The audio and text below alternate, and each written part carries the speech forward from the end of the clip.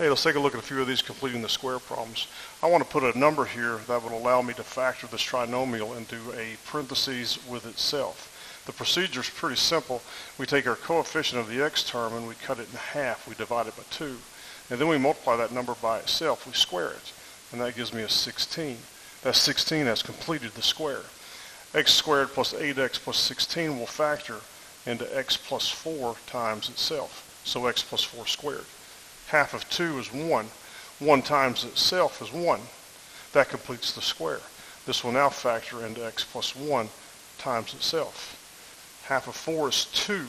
2 times itself, 2 squared is 4. 4 completes the square. This will now factor into x plus 2 times x plus 2, or x plus 2 squared. Half of the 6 is 3. 3 squared is 9. That completes the square. This factors into x plus 3. It is no coinky-dinky that that number is that number, that number is that number. Half of 10 is 5. 5 squared is 25. This will now factor into x plus 5 squared. Half of 12 is 6. 6 squared is 36. This will factor into x plus 6. Procedure is simple as long as the number in the middle is even.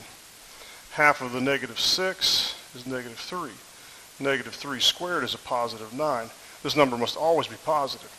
This will be x minus 3 squared. Half of negative 8 is negative 4.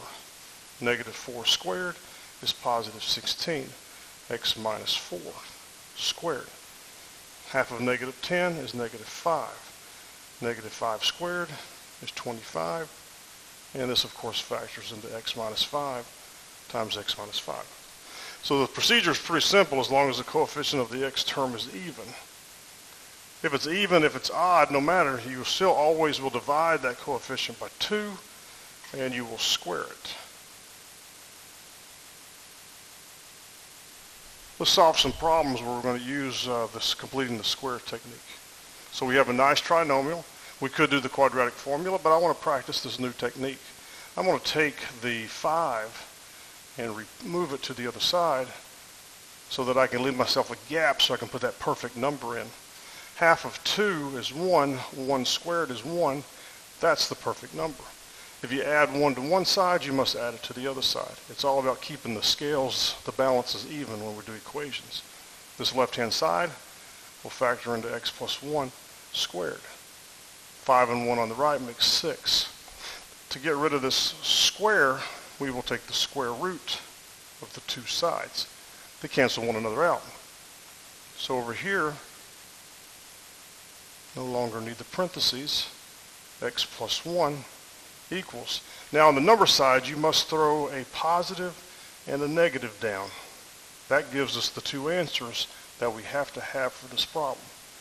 In order to get the x by itself, we will subtract the 1 over, and that is how you write it. Don't forget the plus and minus. I'm going to remove the 5 by adding it to the other side. Leave myself a gap. Half of negative 4 is negative 2. Negative 2 squared is positive 4. Here, 2. When you factor this, you'll get x minus 2 squared is 9. Square root of the two sides. Now, since the square root of 9 works out to be a 3, we can go a little bit further. Take my 2, add it over. Now, since we no longer have the square root, I want you to do what we did earlier on some problems, and I want you to that branch. 2 plus 3 and 2 minus 3.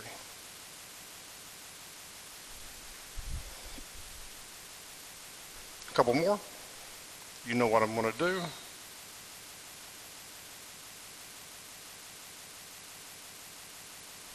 The perfect number for completing the squared here.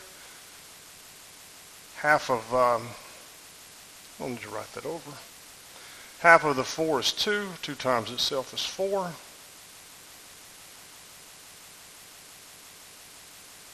Oh, that is ugly. Let me erase that. Start all over again. You know what I'm going to do. I'm going to take that 8, add it to the other side. The perfect number that I need, half of 4 is 2. 2 times itself is 4. Factor this left-hand side into x plus 2 times itself. 4 and 8 make 12. Square root the two sides. Don't forget the plus and minus. Now the square root of 12, we can do a little bit of work with that. The square root of 12 is 2 times the square root of 3.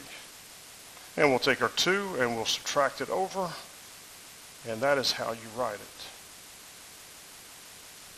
And one more. You know what I'm going to do. Subtract the 10 over. Now what? I take half of the negative 8, negative 4. I multiply that with itself, positive 16. Remember, this is always going to be positive. Factor this left-hand side into x minus 4 twice.